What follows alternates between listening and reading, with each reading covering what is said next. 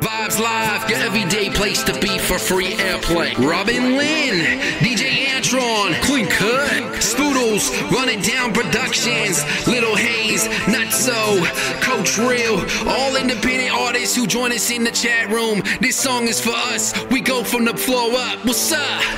Oh, it's just another day in the chat room with Robin Lynn, playing independent artists again. And she doing the gosh darn thing, play it back, man, yeah.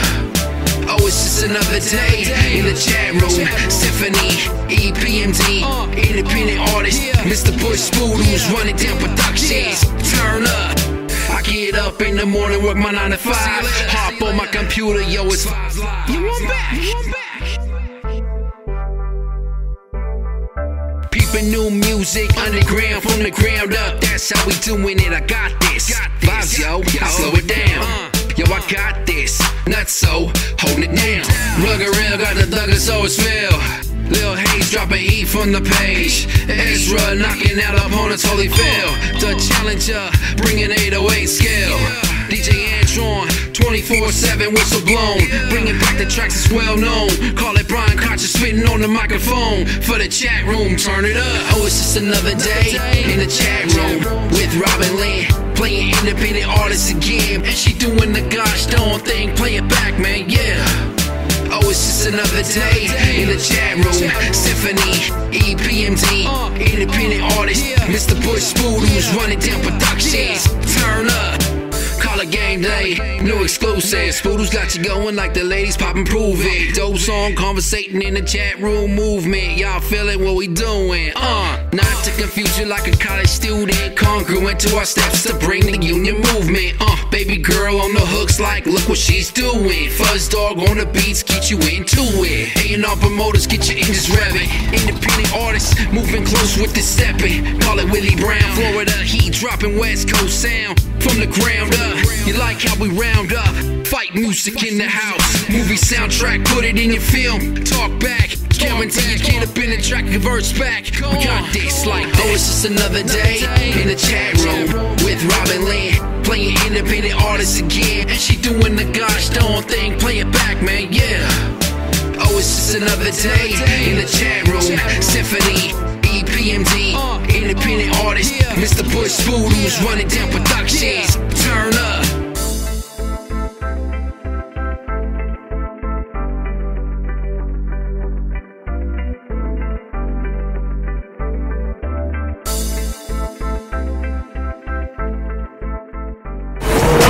This is what I want you to take from you. Do you give up, or do you give in, or do you play the game and say,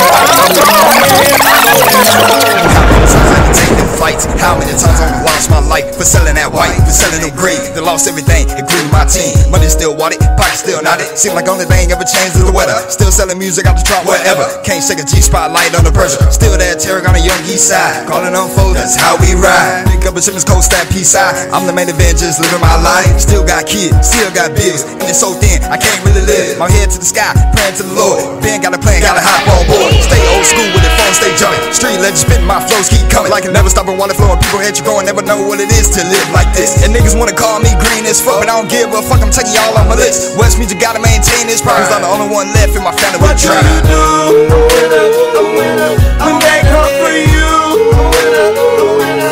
Do you give up, or do you give in, or do you plant your feet and say, I'm gon' win, I'm a winner. I will not lose, I will not fail, I'm a winner.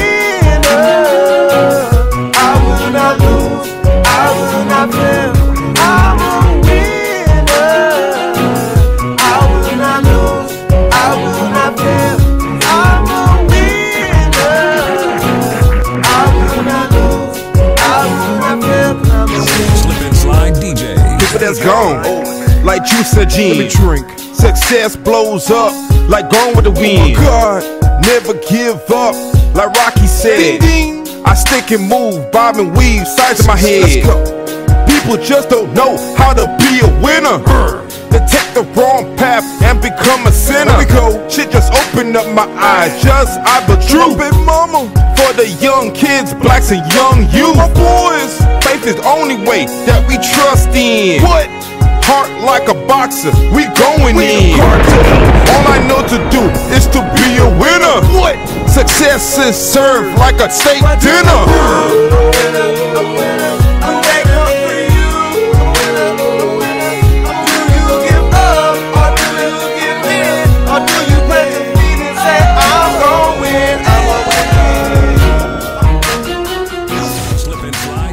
For pain, but now they're in prison and there are other people who are walking over free, coming on TV saying, I'm going to make $12 million this year in selling marijuana. Where's the moral persuasion in that? Mm-hmm. No, I agree with you 100%. There's actually, I think, about 3 states now, maybe 4, that legalize marijuana, one of them being Colorado, the other one being Alaska, and then our backyard, Washington, D.C. has legalized marijuana. And I think it's interesting because, you know, right where these laws are being made, they legalize something like marijuana where they're saying, hey, you can't, you know, do marijuana in the street, but you are legally, you can do it inside your home. And then you start to think, well, why would, you know, people approve that? And I think the one word for that is simply taxes, money. The government has a high levy, high taxes on marijuana. And Colorado being the first state that did this, the government made millions and millions of dollars in taxes for legalizing marijuana. And the truth of the matter is, I feel money, unfortunately, you hear that saying, the root of all evil, definitely holds a factor in why certain things are done. I mean, we can also talk about alcohol. Alcohol was at one point illegal in the United States. And, during a certain time, the government said, okay, would you say, Ms. Cheryl, that's immoral? Dangerous substances.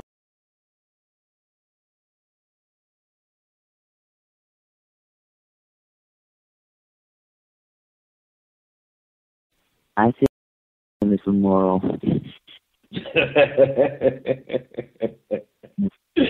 Yeah, we could definitely talk about the government and their influences and how they affect different things in society. They are the government. We're the only species that have to pay taxes to live, on the earth. Human beings in general. And, the government collects this money, and of course they say they use it for all of the different things we have, being that, public services, schools, police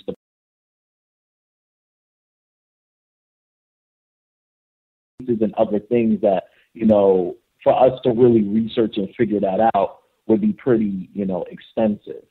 So, I can understand what people are saying with the government being immoral, because unfortunately things do occur. So, with that said, we all have a moral obligation. If we see somebody, for example, there was an accident that took place across the street and people are hurt, our moral obligation is to try to help that person if possible. If you're in a situation where you can, for example, you're trained as a nurse or a doctor, you don't want to just drive right by when you just see a pretty serious accident, because you can actually make the difference between someone living and someone dying. Also, the question is, I'll throw another scenario. What happens if you see somebody getting robbed? Do you intervene?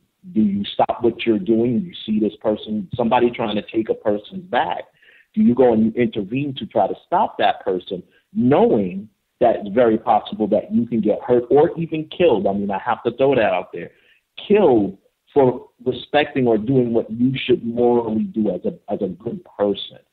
Yes. Today, people are even afraid to drive people places because there have been situations where someone is stranded in the street. You feel as a moral person, as a good person, you want to go ahead and drop this person somewhere where they'll be safe, and then negative things happen to you or your family by taking this person to one place or another, and the person actually turning on you. So moral obligation. I'm sorry, go ahead. And also sometimes there are liabilities that can be put upon you when you take on the responsibility. So can be tricky. Yeah. Again, we are having a discussion and we are giving information, having a discussion, not advice. And so if anyone is experiencing some of these things, you want to make sure that you look up and follow any local ordinances, laws, and policies, and blah, blah. Go ahead. Oh, and then if you want to join the discussion, please join us and call in again at 857-232-0159 and the PIN 473-012. Thank you, Robin. Also, like Robin just mentioned, liabilities, very important. A lot of people don't want to take on certain moral responsibilities because of the liabilities that may occur. I read a situation at one time where there was a house intruder that actually jumped through the roof of a person's house and literally landed and broke their leg. The owners of the house woke up, saw them there.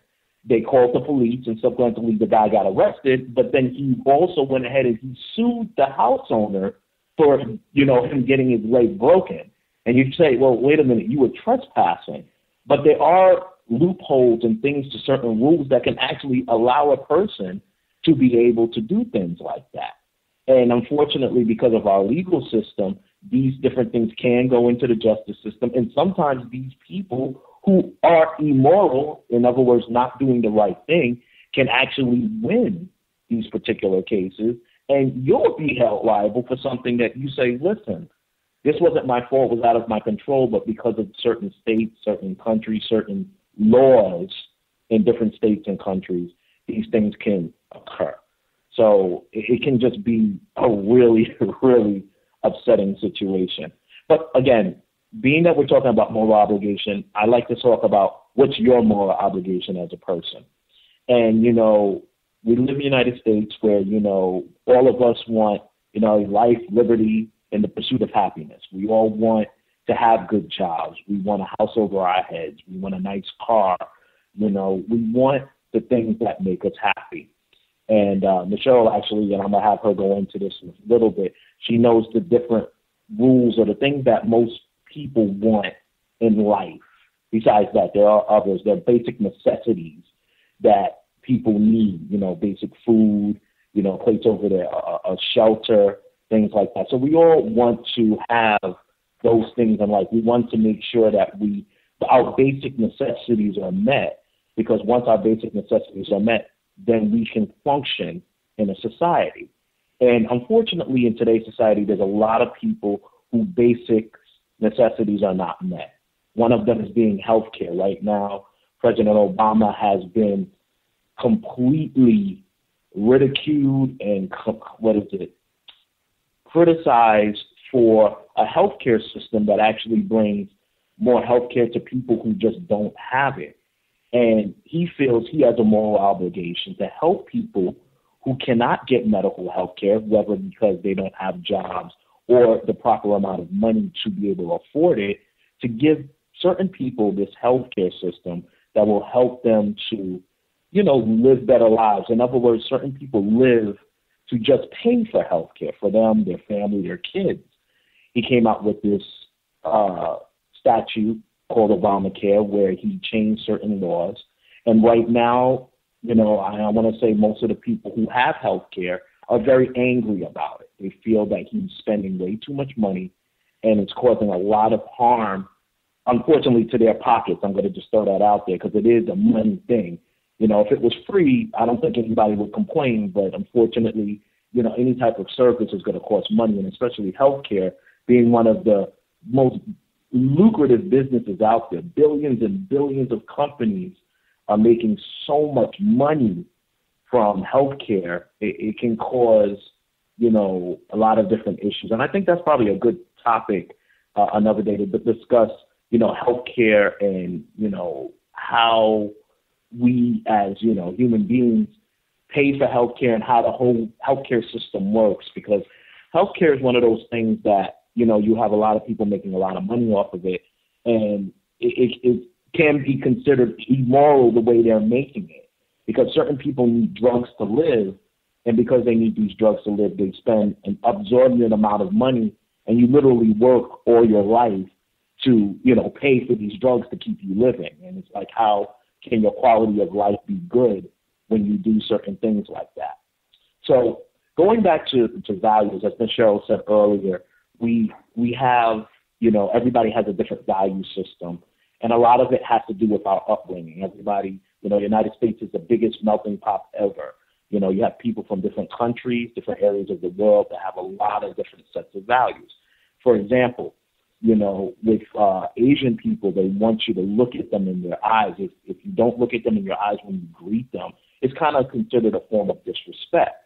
And if you don't know the different value systems of the different races and different, you know, ethnicities in this country, it can actually cause for different issues. So, you know, with that said, it changes the game. It changes certain things that happen in society. So, Robin, you want to give that number one more time? Anybody else want to join in and contribute?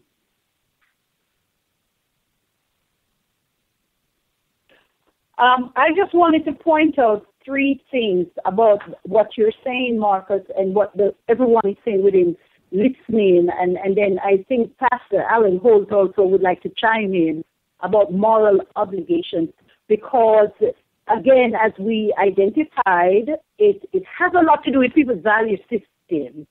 And many a times, depending on the home a person comes out of, or depending on the teachings and the trainings and the cognitive skills that an individual has, it's going to weigh heavily, or the culture, or the religion, as I said before, it's going to weigh heavily on the persuasions people hold. And many of us are obeying the law because we have to, not because we want to. But there is a side of us where moral obligations is concerned, that, and I will paraphrase it in this way: do unto others as you would have them to do to you. If you want people to treat you a certain way, if you want people to care about you a certain way, if you want people to have your back, and many of us look for security in having good friends, good family, good this, good that, and so we say, well, we expect a lot from people, but we don't want to give back. You know, we want people to do for us, we want people to be there for us, but we don't feel like we should have to do that, you know. Reciprocity is not a word that many people use across the globe. And so one of the things about moral persuasion is that, and from what they're calling a theory called contractualism, it says it's a central claim that an act is right or wrong if and only if the act could or could not be justified to others on the grounds that they could not reasonably reject the act. So, as we have mentioned a few items that recently was in the media, and some of these are popular ones like the Ferguson, the Trevon. It could be something as simple as 200 police officers being fired in a community that really needs to have more police officers, and the government, the commissioners, the mayors are saying we don't have enough money in the funding while they make $1 million a year. And you go, what? Why don't they take a less salary and keep the police on force? Well, again, one of the scope of checking yourself is the thing I'm about to do, could it be reasonably rejected? Is it something that in the scope of the people that it's going to affect? They're going to reject it because by my action, it created something for them, or it resulted in something, not necessarily that I care about, that I call right or wrong, but perhaps that person, as a result of what I did, it was wrong. Let's take a simple case of a parent. Parents have a knack to teach their children rules and value systems, and we teach them ethical behaviors and persuasions, and we tell our children not to steal and not to lie and not to, so many laws. By the time a kid is 2, it has been proven that they hear 500 no's. Because we love to tell them, no, don't do that, no, don't do that, no. And then when we look at our moral persuasions, we will lie to children, say we're protecting them. And then we don't understand that we're teaching them to lie. We'll be fussy and argumentative and indisciplined, and then we'll want our children to be disciplined. So again, from the contractualism perspective, am I really being moral? There are 2 more perspectives that we should look at from a theory perspective, a philosophical perspective, is that moral obligation is more highly correlated with intention, more so than attitude or social norms. So just because socially it's okay to parade in the street and burn down your neighborhood because you're unhappy about something, is it really morally your obligation to do that? How does it affect the other people around you that are not involved in that act, who would rather see a civil resolution, whose homes and lives are now destroyed long after you jump back on a plane to your city, long after you go back to your house? 2 women in Ferguson no longer have their business. So from a moral perspective, the intention, more so than the social norm, is what one can perceive and suggest that that act was not right. The third part is, when we think of moral considerations, that moral considerations are necessary to predict behavioral intention in moral situations. So in other words, when I look at Cheryl, and I think about Cheryl, and I think about who she is, when I how she reacts certain things in life? Does she get so crazy that she tears up her house every time she's displeased about stuff? Does she go out and drink till she's drunk and now she has DUI, right? For a moral consideration, I can predict that based on intention of consistent destruction that she does, I can come to a conclusion that this person does not understand moral obligations to others. So if we are to truly have something in front of us, I am recommending that we look at these three pieces. We look at, is this something that I'm about to do that others can reject? Is this something that when I put it together with something else, the intention is matched up against attitude or social norms? Does it not fit? Because your attitudes and beliefs are what leads you into the decisions you make. And so if my value system is poor already, based off the norms of the society, which would be the laws and the mores and all these things, if my attitude is already bad, and what are the chances I'm going to believe in values that would include others in me? No, because I'm selfish, and it's all about me and my happiness and what my opinions are and what I prefer to do and how I prefer to do it and what gratifications I get from doing it. So why do I owe Marcus anything? I don't. And this is what we see, Marcus, today, everyone in our society. It's a gratitude of self-gratification that is excluding others in the decisions we make. And everything we do in life, I believe, affects people good or bad. If somebody needs to, I don't know, we're hearing a horn blowing, but everybody, I believe that everyone in life has a moral obligation, and this is one of those topics that definitely people need to examine themselves and say, how do I, in the scheme of life, how do I insert others? You know that there's no I in team. It's a we issue. I believe Mr. Daniel Sohn has a comment. He's burning up with fire. He has something he wants to say. So, Mr. Sohn. I'm sorry. I just had to say this. You know, you started speaking about cities and municipalities and governments. Well, I found something very interesting, and you know, I didn't think about it today when we were sent the topic yet, but I knew about it. You know, there's a moral obligation bond, and for those that are unfamiliar with what a moral obligation bond, you can look it up, and I'll tell you briefly what it is. A moral obligation bond, when it is kind of sort of it's a type of revenue bond issued by a municipality or town or a governmental entity. And what that means is a moral obligation bond gives the investors that the city is dealing with a tax exemption, as well as access to those benefits of that tax exemption. But it also provides those investors kind of almost a contract, kind of an additional, like a pledge, kind of like a pledge of commitment against default. So what I'm trying to, but you can look it up to understand what I'm talking about.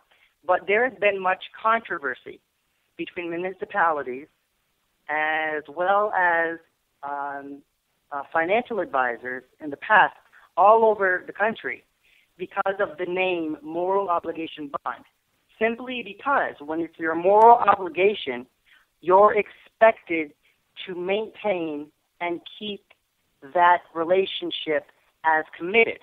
Now, the funny thing, this is why the argument has started and why whether this should be called a moral obligation, because the intention is great when you intend to commit to something, you got to complete it.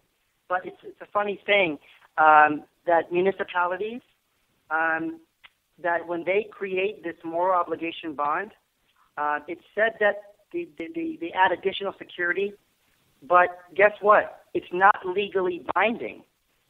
It's not a legal contract between the investor and the city.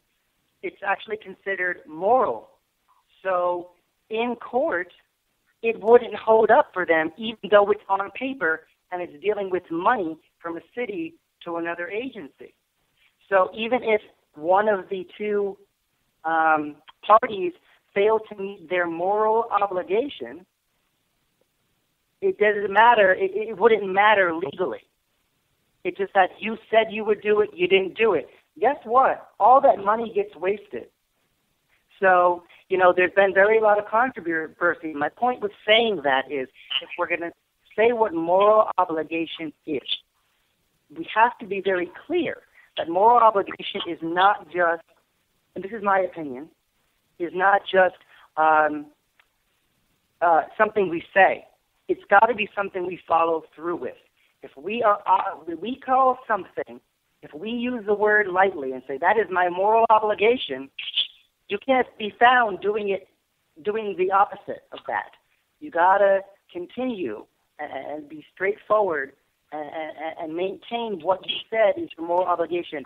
Your moral obligation today cannot be not be your moral obligation tomorrow in another place, in another environment, in another situation.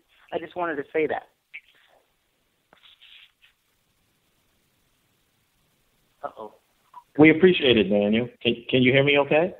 Yeah, I don't know if that made any sense, but there's been a lot of controversy, just so you all know, between what a moral obligation bond is between municipalities and finance and investors, whether that word or that type of, if you will, agreement should be called a moral obligation, because it's not legally binding in the court of law. And it doesn't matter. The city can give investors all this money, but they don't have to keep their side of the bargain, so their commitment. And because it's not legally binding, it's considered moral.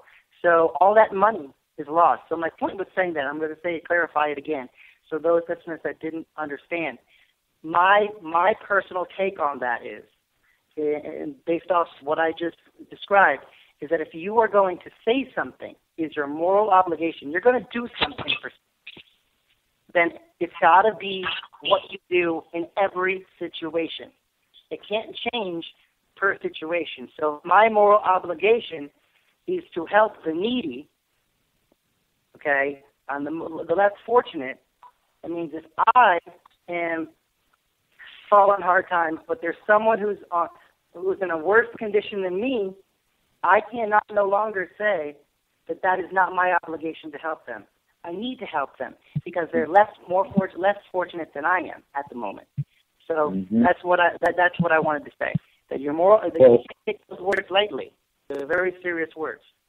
No, that makes sense, Daniel. We appreciate the comment. And as we're talking here, I just wanted to bring Mr. Alan Holt on the line because he's also a pastor, and Pastor Holt can actually speak more of the godly moral values, the values that we feel we all should follow in a godly sense. Pastor, are you on the phone? I am. Thank you very much. What I like to contribute to the call tonight, I always try to get the heart of the presenter. There are certain reasons why certain topics resonate and why certain topics are discussed. I happen to believe that, things happen in our lives for a reason, that we must also be very purposeful in everything that we do. And of course, God says we're going to give an account for the conversations and the discussions and the things that we consider. So what I like to do, and certainly I'll put a spiritual spin on it if it were, but can you say as a developer of, this is to you, Mr. Dean, as a developer of this specific topic, what was the driving force behind choosing this particular topic? What was the heart? What was the what sparked it, if it were, that you might choose such a topic such as this? Well, the real reason why I decided to choose this topic is because recently in the news, we have a lot of public figures, a lot of people that, we look up to, and that, unfortunately, in my opinion, the news usually tends to be negative. A lot of the news has resonated off the negative things that publicity artists or public presenters or people do. The one that strikes me right now is Bill Cosby. I'm a huge Bill Cosby fan, loved him from way back. And basically, with all of these allegations of what he's been doing recently, it started me thinking, like, when you're in a public eye and you have you're a public figure, now do you have a moral obligation to do certain things that you know correctly? And the thing is that that's kind of what made me start thinking about, you know, the way some of these artists and these people that, you know, me and other people look up to, what type of obligation do they have being a public figure? So that's actually what caused me to come up with this idea. Very good, very good. Question, as you think about that, are they or should they be more responsible than the average parent, than the average citizen, the average child, or the average person walking in our neighborhoods every day? Well, that's a good question because, you know, as I'm a person that has kids, I feel that I have to definitely be, you know, I have a moral obligation to be good because I am their influence. They look to me before they look at anybody else. However, they also are influenced by public figures as well. And for example, my daughter happens to love an artist called Ariana Grande, which is a new artist that came out. She's been around for a while and she's a singer, but the way she sings is great. However, she performs in a very, I don't want to use the word provocative, but in very short clothing, and she always wears these real tight fitted outfits that, you know, I'm thinking now, will my daughter now want to start wearing these type of outfits and start, you know, administering her sexuality because one of the people that she looks up to is doing it? Uh-huh. Yeah. Well, I understand that quite well. And if you were to take the perspective of the person that is in the spotlight or always being in the public's view, they will tell you they don't want the responsibility. Mm-hmm. In fact, they will tell you that you should be the greatest contributor of values in your home with your children, so on and so forth. And as parents, because we realize that there are external pressures, that requires us to do all we can, first and foremost, to live right, to be the right example, because we know that kids will do what they see us do. Mm-hmm.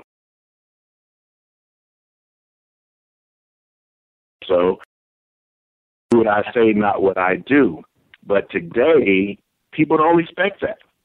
They will respect who you are and what you do. And as a result of that, we have the first responsibility. You know, it starts at home. It starts with me. It starts with each and every individual.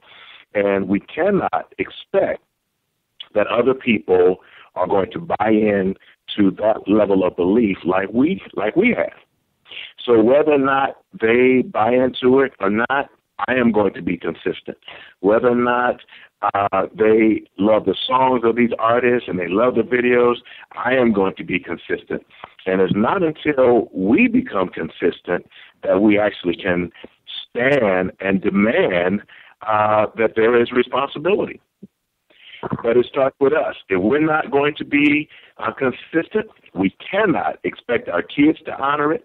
We cannot expect society to honor it, and especially anybody that's high profile, given all the things that, you know, they have to deal with in their lives as well. So I wanted to know kind of what your heart was behind it, and I really appreciate, you know, what you're saying about guys like Bill and, you know, other high profile people.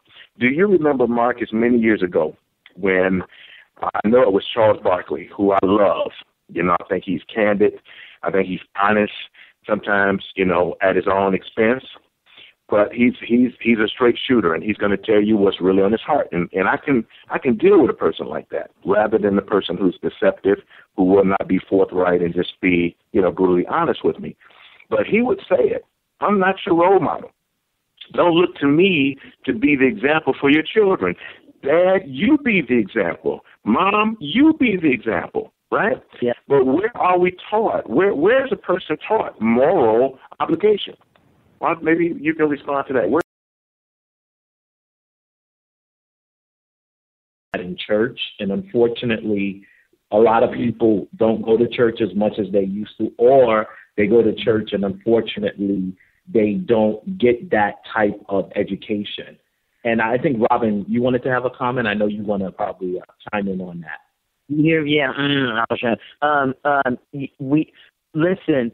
We send our kids to school and expect for them to come out educated, but we still have the responsibility. It's still our responsibility that our children come out educated, and that entails understanding what they're exposed to and all that. Which many of us parents we can't even tell you what our children's curriculum is, and we can't even tell you what kind of perspective that their teachers are coming from, and then also with media.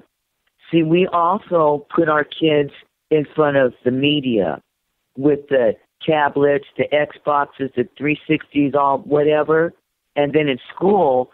I didn't know, but in school they're giving preschoolers tablets. So there's a systematic dumbing down as well. And then even in we would want to send people to the churches and for wisdom, but a lot of times, just like in the government and schools, you get the people that are giving out information from a slant for different agendas. Maybe to generate money or who knows what else, power and control, who knows what else. So again, the ultimate responsibility, it does come down to the parent. And then when it comes to operating moral obligation or good character, then that still it goes down to each person individually. And even a baby, even a child, they know when they do something wrong. And they will try to either cover it up with a lie, the little darlings, or they'll fess up so they can get it right, but even a child. So there is that age of accountability, okay, even from children's age, where we can be self-accountable, you see?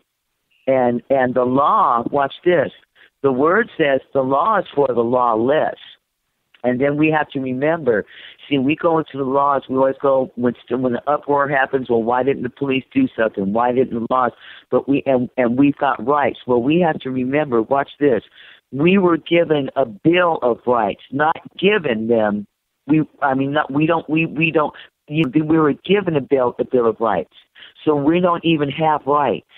You see, and then the rights that we have are to protect us from what?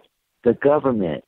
So I'm just saying all that, not to point a slant on the government or any other agency like that, but just again, the ultimate responsibility, we have to start looking towards ourselves and not others. We have to be our own models.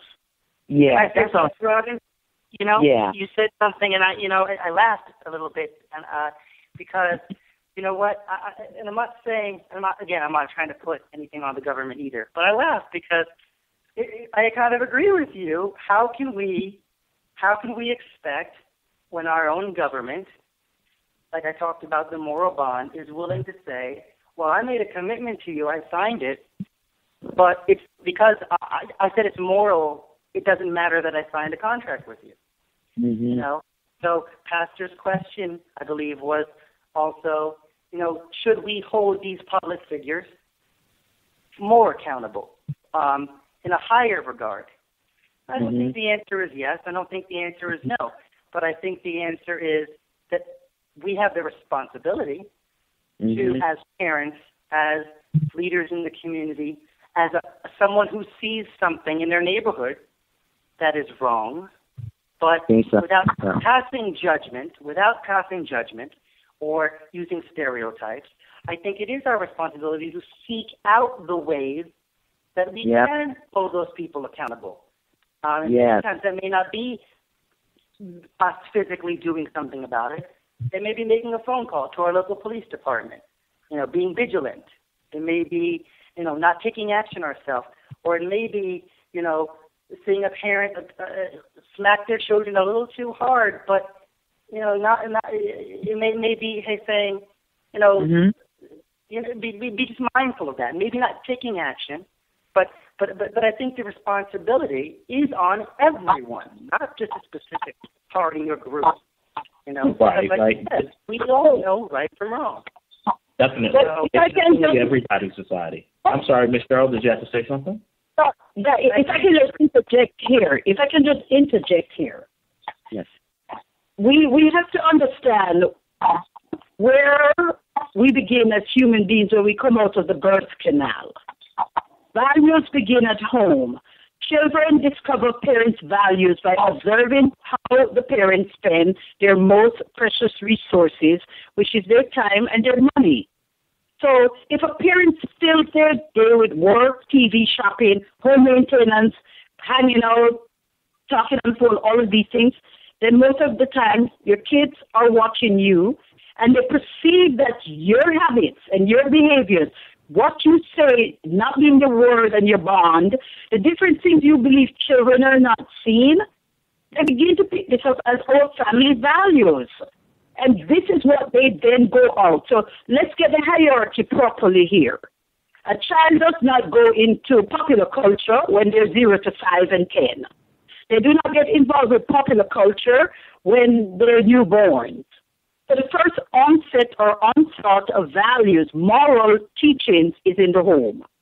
Children observe you, and based off what they see, not what you say, is how they begin to pick up habits. Their characteristics are formed from in the home.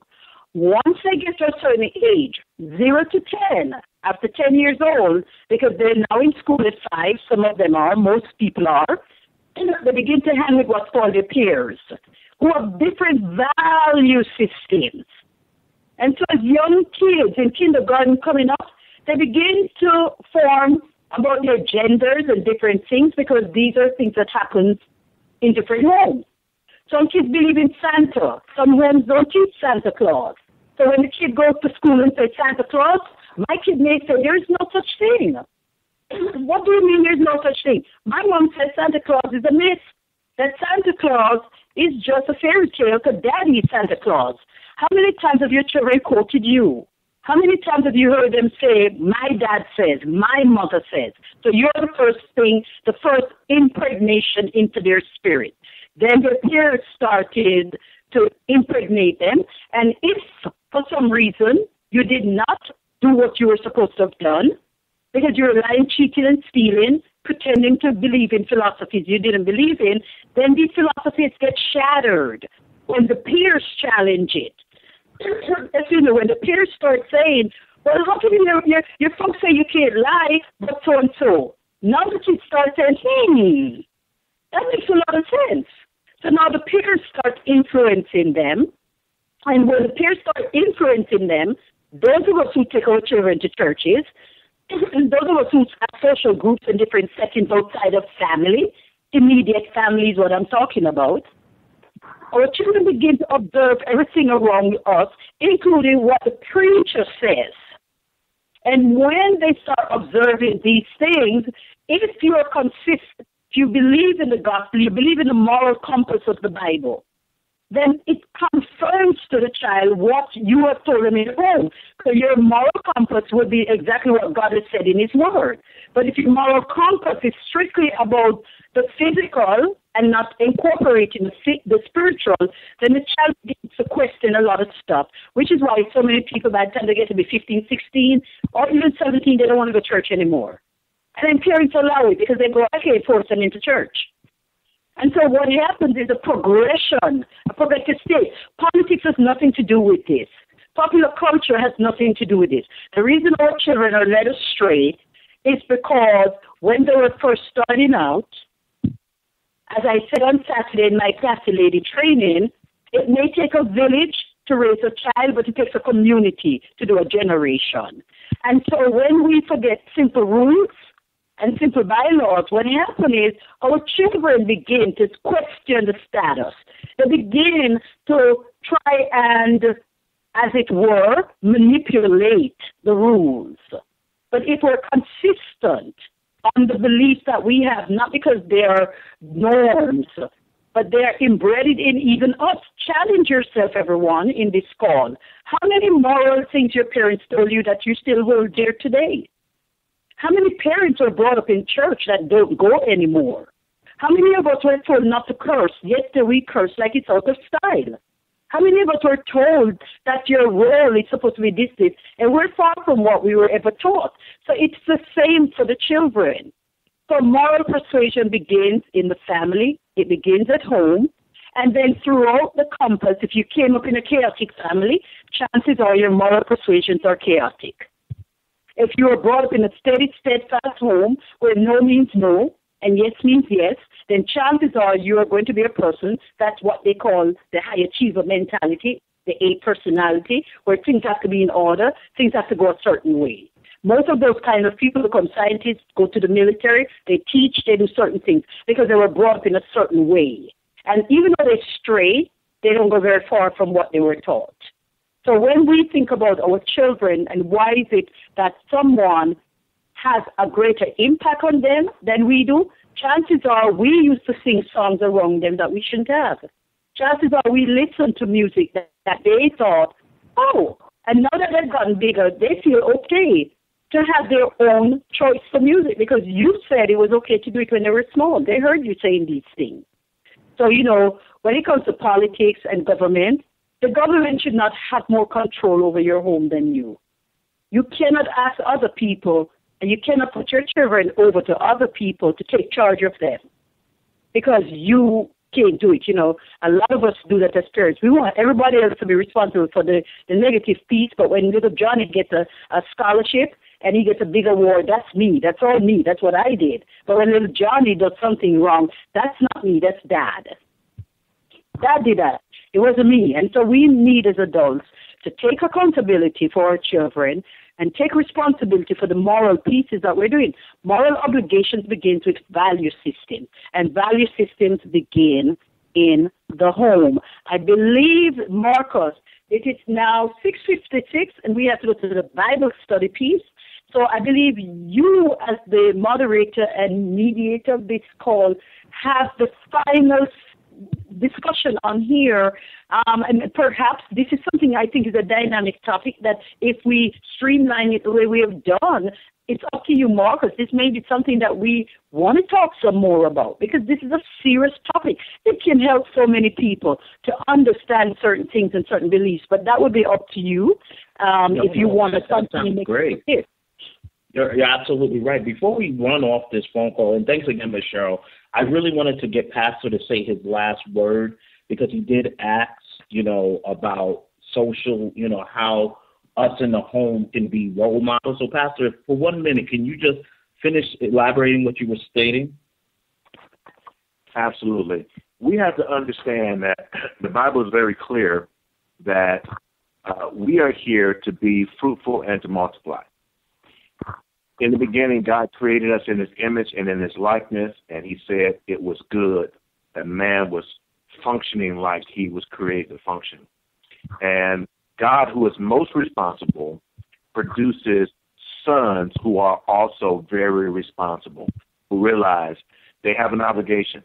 They have an obligation to represent him in the highest esteem so that the Father might be honored in how well they live. That comes when there's a reverence of God in the lives of people. And many people who don't have that reverence, tend to take life in their own hands and to be subject to their own rules. But there is a ruler who is greater than all rulers. There's a king who is greater than all kings. And there's a Lord who's greater than all lords. And that is the one who we serve, who has given us the right and has given us the responsibility, if it were, to represent his name well. So if we're cautious or conscious of that reality, we will represent him in truth, we will represent him in integrity, and we will follow Christ.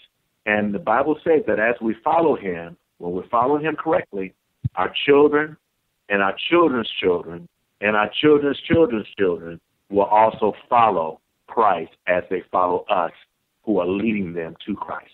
So that is our responsibility, not the responsibility of the great artists that are out there who we appreciate their work, right? But they're fallen men. They're not perfect in any regard, but Christ himself is perfect, and he's given us the model, so therefore we have no excuse. I love the topic. I believe that we can continue to break great ground, in this area, and that if we continue it, that there'll be more fruit that will come forth from it. And the last point is that a good tree produces good fruit. That's what the word says. That a bad tree cannot produce good fruit. And that every tree that does not produce will be cut down and cast into the fire. That's what the word of the Lord said. And therefore, those that do produce his fruit, God's going to honor, and it will always be fruitful and able to supply abundantly to all that are in need. Thank you for the call. Thank you, Pastor. We really appreciate it.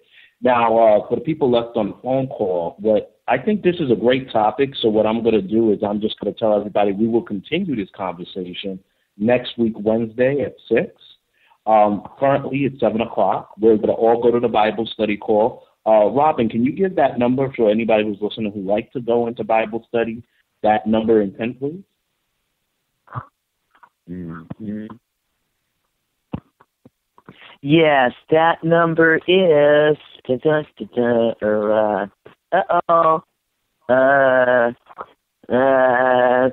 Robin, I have it. I have it if you need it. It's 712. There it is. Yes. 432-0700. I'm sorry, I thought you had it on hand. And the PIN is 970-516#. But to repeat it, 712-432-0700. PIN number 970-516#. I'd like to thank everybody for their input, Pastor Holtz, Ms. Cheryl, Daniel Song, and, of course, Robin, as always. We always appreciate the time. We're going to all go into the Bible study right now, but again, next week we will be talking about Moral Obligations Part 2, and we look forward to everybody being on the call and having a great discussion.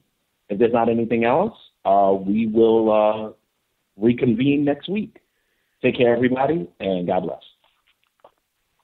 All right, everyone listening on Spreaker, stay tuned and refresh because we're going to be back in 2 minutes with Families in Distress Bible Study. Okay, thanks, everyone. It is with great pleasure that I welcome you to today's graduation ceremony. Students, when you hear the reason or reasons for your absences throughout the years, please exit the auditorium without your high school diploma. Once you've exited, remove your cap and gown and proceed into the unknown. Too tired. Family trip. Part-time job. Helping around the house. Sick day. Starting the holidays early. Just because. Starting in the 6th grade, students who miss 18 days or more of school in a year for any reason will fall behind and risk not graduating high school. How many days of school has your child missed this year? Absences add up. Keep track at boostattendance.org today. Brought to you by the U.S. Army and the Ad Council. In a year in which Taylor Swift's star has risen to the upper stratosphere, her biggest victory may have been watching Apple blink after the pop star called out the tech giant for its initial policy of refusing to pay artists during free trials of its new Apple Music streaming service. Apple's change of heart came after the 25-year-old singer posted on Tumblr that she held back on her latest hit album, 1989, from the service. And its decision to now pay artists during its 3-month trial period may offer up hope of finding a new model for the record industry, explained Shirley Halperin of Billboard magazine. I think what we're getting to is a new economic model that really decides what the value of music is. And that's something that Taylor Swift put out there just by addressing the matter in her letter to Apple. After the backflip from Apple, Swift turned to her 59 million Twitter followers to thank both Apple and her supporters. The singer has fought with the music streaming services before. She pulled her entire catalog of music from the online streaming platform Spotify last November and refused to offer 1989 on streaming services, saying that businesses had shrunk the numbers of paid album sales drastically. Taylor Swift happens to be the pop culture sensation of the moment. I mean, she has been for some time, but she's on the road right now. She's promoting. She's very visible. She's on Twitter. She's interacting with her fans. You know, she just has a very loud bullhorn, which she can use, and she is. As a result, Halperin called Apple's reversal to now pay artists during free trials of its new Apple Music streaming service a smart and long-term move. Apple Music will debut on June 30th and cost $9.99 per month. Welcome to the future. No, your eyes don't deceive you. This is what tomorrow's gaming will look like. The next generation of virtual reality headsets from Oculus Rift being demoed at E3 in LA, and the punters are on board. It was amazing. It was a little bit complicated at first because you don't use your hands, you just use your eyes. It feels very immersive in terms of the visual effects. Sony and Microsoft were also showing off their new virtual reality accessories. Previous generations of so-called VR equipment have been clunky, and promises of future progress seemed a long way off. But CNET senior editor Dan Ackerman thinks the future might finally be here. Sony has their Morpheus headset that should work with their PlayStation 4. Microsoft has the HoloLens, which is a very experimental thing. It's more augmented reality. And a company called Oculus, that's actually owned by Facebook. That's sort of the market leader. They were the first guys with like really workable hardware. That should finally be available to buy early next year. There are worries about how much these new entertainment sets will cost, but for those here, it's mainly excitement at the progress being made with the technology. This year's E3 runs until June 18th. Ladies and gentlemen, the Batmobile.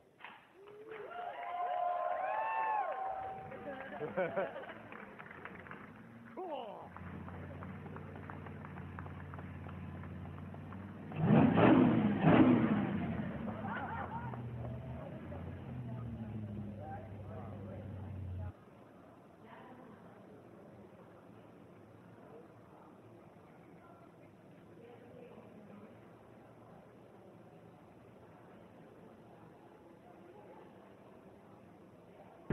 A monstrous finish at the box office for Jurassic World, bringing in $102 million. That was awesome. It had already shattered records for its domestic and international debuts. Now the dinosaur sequel goes down in history as only the second film to top the 100 million mark in 2 separate weekends. It also managed to quash Pixar's winning streak. Is everything okay?